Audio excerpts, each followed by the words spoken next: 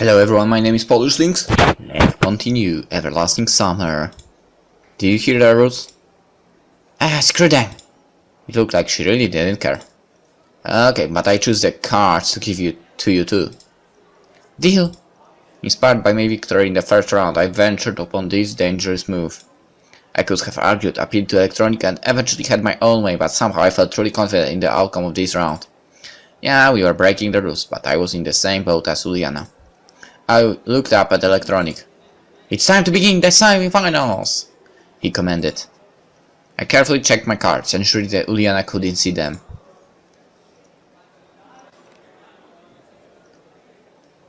Kingo, 4, Queen, 5, 10, 9.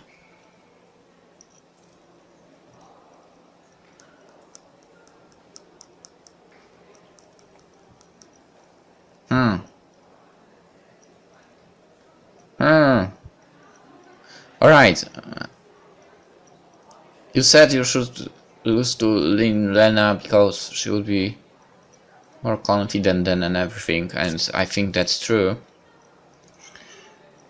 And that was a bad thing. I didn't know I can do such thing. Well, I knew, but I didn't know, and god damn it. Maybe if I lost to her, it would be easier to have her ending or something. Whatever. It would boost her confidence probably. When it comes to her, if she loses, maybe she won't be any more cheerful. Okay, Kingo. Ah, sure. 2.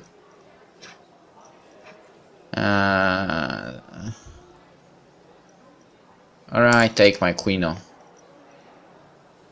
Let's see what you give me. 3. Wow. Powerful. Alright. Take your 2 back. What, you're giving me my card again? Why did you give me the king? 2. Seriously? She won with 2s? Oh my god. A pair of 2. Alright, I lost. At least I won a single round. I left the canteen. It was still too early to sleep and a short walk looked like a good idea. Where should I head to? Football, gymnasium, locker room, shower, we'll see, beach, boathouse, bus stop, Genda Square, infirmary, scene.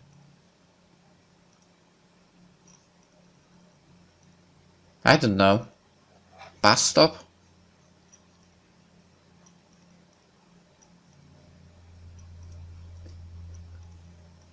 Or maybe football fields? Volleyball fields? Whatever it is. Or boathouse maybe.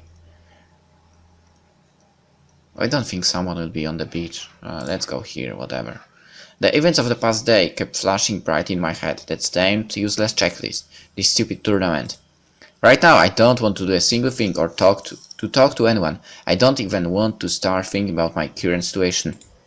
I came to the square and took a seat on the bench while staring at the Genda statue. I don't know how long I was sitting like this, but finally crickets chirping brought me back to reality. I got up and blindly walked in the random direction. The bus stop. Somehow for the second day in a row I find myself at this place. Maybe subconsciously I feel that the bus will be waiting for me here to take me back to the real world. Very unlikely. On the other hand, why not? It got dark already. I was just standing there and gazing at the night sky. Astronomy has never attracted me so much as astronautics. It always has been more interesting to look at the pictures of far constellations, nebula, and galaxies made by artists than to try and figure out how to measure angular velocities and masses of stars. But certainly I would be able to find the Great Bear constellation. But if I get lost in some forests, my only way to find a way out would be that little knowledge about moss growing on the north side of a tree. However, I still don't think that would help me to get out. I was about to head back to the camp when all of a sudden I caught a noise behind the gates. Who is this? Who is it this time? Near the clubhouse, it seems like somebody was walking down the path to the forest. It was so dark that I could see nothing but a blurred shadow. I wonder who could be out so late at night. A pioneer breaching discipline. I followed the mysterious shadow rapidly but still carefully. I was moving from path to path, and after a while I found myself in the depths of the forest, finally losing sight of the stranger. Maybe I should turn back? The trees parted before me, and a magnificent view of a small forest lake struck my eyes. And then I noticed Slavia. She was skipping and fluttering about, letting her neckerchief loose and her shirt fly up in the air. This whole scene seemed even more fantastic than my own presence in this camp. Slavia looked like a spirit of the forest, or perhaps a nymph. She looked so natural, more like an ancient goddess than a human being. I remember the theories which I read some time ago. This reminded me of pantheism, the idea that God is in all this is everything that we see around. What if it were not the aliens or a time warp, but divine providence that brought me here? Indeed, Slavia mentioned that she loves nature. So it turns out that even she is an enigma, isn't she? But then all her remaining clothes slipped to the ground and Slavia went into the water. Naked. I was ashamed, but I just couldn't take my eyes off her. Silver moonlight reflected off her wet skin, making Slavia look like an ancient Greek statue. The Venus de Milo, maybe? This scene was so fabulous that there was no room for carnal lust, only sublime admiration of true beauty. I was simply admiring the perfection of Slavia's form and forgetting everything else. Maybe this isn't hell, but heaven? A branch treacherously snapped under my feet. Slavia turned around, but there was no way to recognize me in the darkness of the night. Or at least so it seemed. She rapidly rushed out of the lake, put on her clothes in a hurry and vanished from sight in the forest. I quietly went after her. Slavia was quietly trailing among the trees, choosing the easy paths and gracefully avoiding sharp trees, pits and snags. It was a hard job to keep pace with her. Moreover, I definitely didn't want to be caught.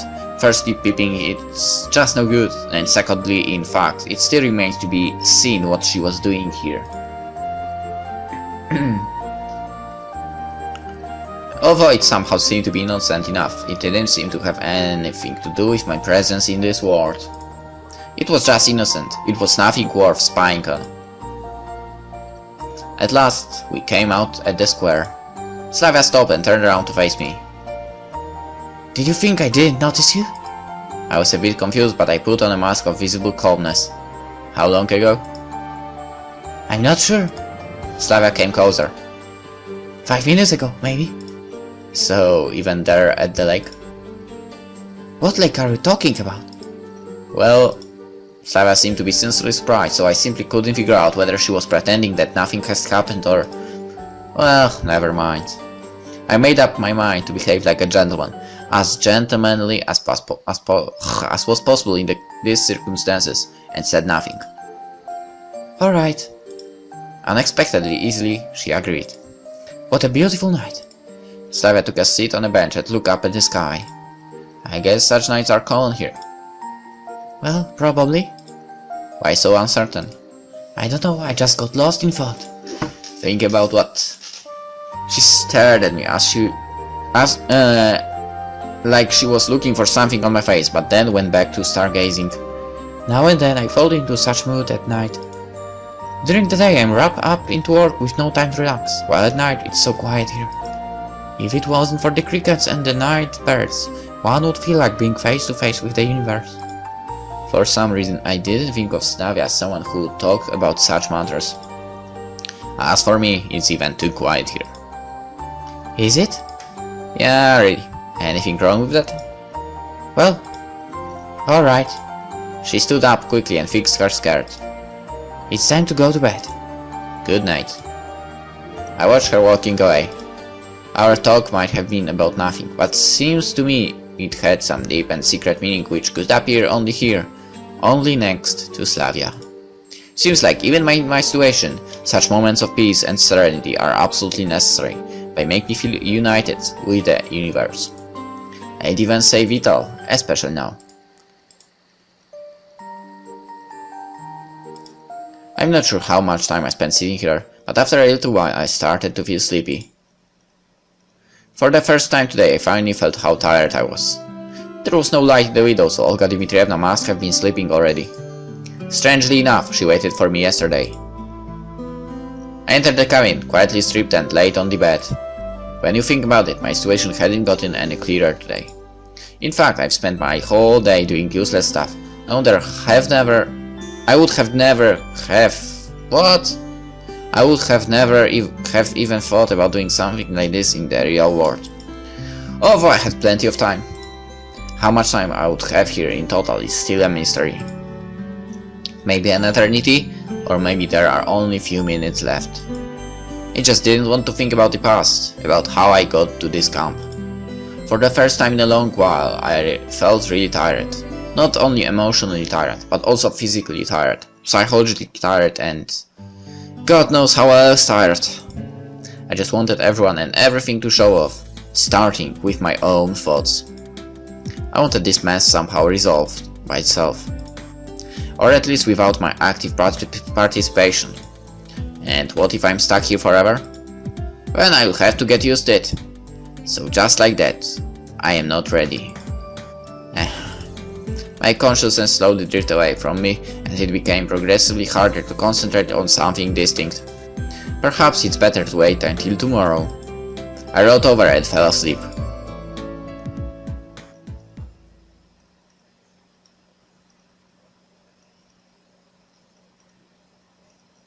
Day 3. The night left a feeling of anxiety behind. I woke up exhausted both physically and mentally. It happens to me all the time. You see incredibly lucid images in your dream, as if you fell into a Hollywood blockbuster with a plot full of twists, well-paid actors, and multi-million-dollar visual effects, and then you wake in the morning without remembering a thing. That's what I was trying to restore the images slown by my relaxed brain, but that part of my memory is empty, either archived or formatted completely. It's 7 a.m. according to the clock. I seem to be an early bird today. Olga Dmitrievna was still sleeping, wrapping tightly in her blankets.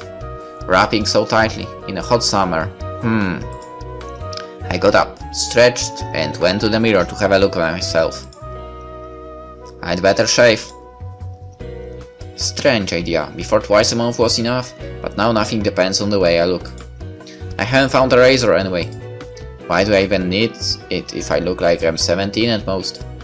So, breakfast can start earlier than 9 am, and this means I have plenty of time, which I can spend on walking and washing, for example. The water didn't seem as ice cold as the previous day. On the contrary, its refreshing coolness helped me to brace up and come back to reality, whether all these events could be called real. The tooth powder didn't seem to be such an outdated thing. A quick thought struck me that it's not that different from toothpaste. When I returned to the cabin, Olga Dmitrievna was already up. She was standing in front of the mirror and fixing her hair. Good morning, Semyon. Morning. Because of a lack of sleep, my head was still singing, and my thoughts were all jumped together. However, I didn't regret waking up instead of my usual habit of sleeping in for 2 or 3 hours more. How come you got up so early? It just happened. And no neckerchief once again? Let me. I'll do it myself, not a big deal, on my way to the canteen. I don't think so, do it now. Did you forget about the lineup before breakfast? How could I ever forget? And what's the lineup going to be about today? We'll discuss the agenda for the day. So what's the agenda? Frankly speaking, I didn't care for what might be on the agenda for our courageous pioneer troop. I was mostly interested in where our brave leader will send our little pioneer army for the following 12-15 hours. Maybe I could manage to avoid enemy locations. You'll find it out at the lineup. Dead smile. She gave me a wily smile. Olga Dmitrievna, I know my stomach is getting upset. I'd rather... Well, you know. I believe that's okay. To miss the lineup once. It could get all nasty if I failed to control it right here. Where did all this courage come from? You have 5 more minutes. I'm afraid I need more time. Could you tell me right now, please? Sure, I'll try, but just in case it all goes down. Oh, fine. On our list for today is cleaning the camp locations, organizing the books in the library, some other minor tasks, and of course we have a ball in the evening. Watch yourself. You must take part in the camp activities today. You bet. Definitely, and now I'd rather... Come on, let's hit the road.